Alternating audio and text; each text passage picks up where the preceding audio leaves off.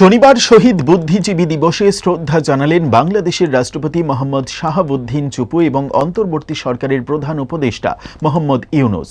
কিন্তু ঢাকায় সম্মান জানানোর সময় জুতো পরে স্মৃতিসৌধের চত্বরে প্রবেশ করার অভিযোগ উঠল ইউনূসের বিরুদ্ধে।